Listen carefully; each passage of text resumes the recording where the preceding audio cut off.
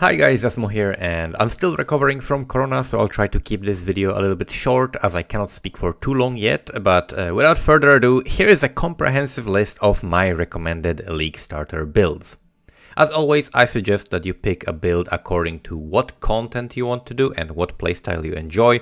Personally, I always try to consider the league mechanic because that's one of the main reasons to play in the new league, and even though we don't know exactly how the Forbidden Sanctum will play out, we can make some basic assumptions. First of all, we have to take into the account the resolve bar. In order to preserve the resolve for your character, you should be mobile, so having a lot of movement speed, such as on a raider with a lot of permanent onslaught effect, or at least having a spammable movement skill like a shield charge or whirling blades will be a huge benefit to your character, and it will help you complete more rooms.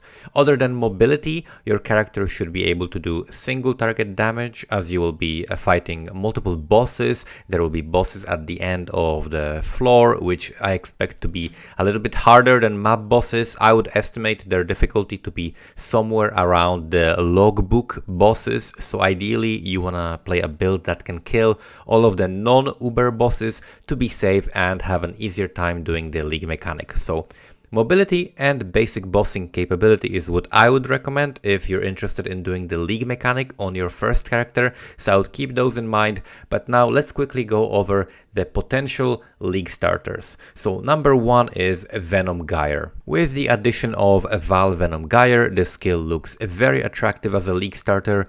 It's a build that can scale very well into the late game. Venom Geyer has a really good clear speed as well and a decent single target with a name locking whirling blades, and Venom Geyer is going to potentially boost both of those aspects, making the build much more robust. You can play it as a Deadeye and focus on elemental damage and Trinity scaling, or you can play it as a poison build, abusing the Plague Bearer and Venom Geyer for very comfy mapping. If you're looking to follow a guide, I recommend checking out Kobe Black Mamba, who has been playing this skill for a while now, and I'll put an example POB for the build in the description of the video as well. Number two, we have Ignite Proliferation Elementalist. Ignite Proliferation became a very strong archetype in the last couple of leagues due to the combination of spreading ignites and chaining explosions that provide a very satisfying way to clear maps, regardless of the skill being used. So no wonder that once people figured out how to scale the ignites to do high enough single target damage, a whole lot of ignite builds became popular. The best option for a starter build is probably going to be the Wave of Conviction variant, which can later transition into either the EK Ignite or Vortex Ignite, both of which are very powerful builds that provide incredible clear speed and a pretty serviceable single target damage. I am going to personally start my league with a spicy experimental version of Ignite Prolif using Divine Ire. However, I won't be sharing my POB as I have not tested that properly yet, so instead I'm going to direct you to either Zizeran's guide for the Wave of Conviction version, or you can also check out MB Extreme, who has been putting out videos detailing the early league start transition into the EK Ignite version. Links to both of the guides will be in the description. Number 3, Righteous Fire. RF is going to remain a solid middle of the pack build that is still going to attract a lot of players to it due to how comfortable it is to play, in most situations at least. As a small tangent, I personally think that builds such as Righteous Fire or Blade Vortex, which depend on your positioning around the target to deal damage, might not be a good fit for the Forbidden Sanctum mechanic due to how positioning sensitive the encounters look to be, but I might be wrong about that, so we'll see. Compared to the previous leagues, RF is actually going to gain some damage due to the curse rework, and the only thing that has been nerfed was a little bit of survivability for the Inquisitor variant. Fortunately, RF can be comfortably played on an Inquisitor as well as a Juggernaut, and if you want to find out more about it, I recommend checking out Pox and his RF Bible. You will find a link to his most recent RF Juggernaut League Starter Guide in the description as well. Number 4 is Cold Dot. This can be played on an Elementalist, Occultist or Trickster, with Elementalist likely being the strongest option. Yet another beneficiary of the curse rework is a very well established combination of the Vortex, Creeping Frost, and Cold Snap, which combined deal enough damage to clear all content in the game, while having some positional requirements similar to RF due to the vortex spawning on top of you. The rest of your damage can be cast from a safe distance, and speaking of safety, Cold Dot builds are known for making a lot of the fights easy due to the powerful chill effect, which slows all enemies down significantly. So combined with building your character a little bit more tanky, this makes for a very safe playstyle. And I think the main drawback of the build is pretty much the ground effect pollution. Your skills are going to cover the floor, and it might be hard to see the environmental effects such as degen ground or telegraphed boss abilities, but in terms of the offensive and defensive power, it is a very solid build. Jangron did recently a 7-hour run in which he killed Searing Exarch and Eater of Worlds from a fresh SSF start with a Cold Dot Elementalist, so I will link a VOD to that run in the description. You can check that out, and if you want to follow the Shadow variant of the build, you can check out the Cold Dot Trickster Guide by Zizeron, which is also going to be linked below. Number 5, Poison's Concoction.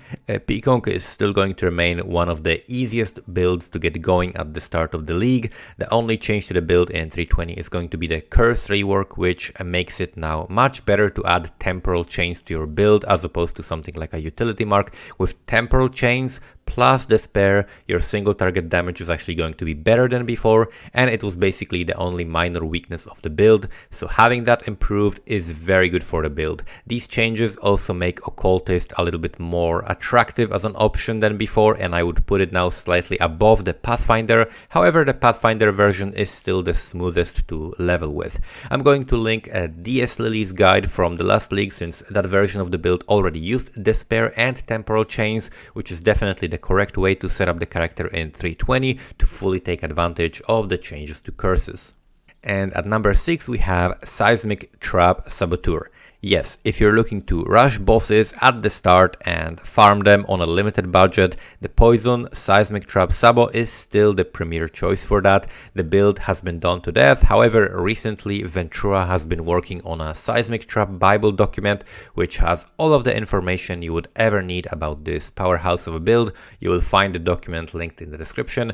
And that's basically the top 6. These are the top 6 league starters for the Forbidden Sanctum, but there are many more builds that can potentially be very strong in 320. It's just that some of them are not really good starters because they are very expensive to get going or have weak early game. But if you're looking for more ideas, here's a quick fire list of builds to check out.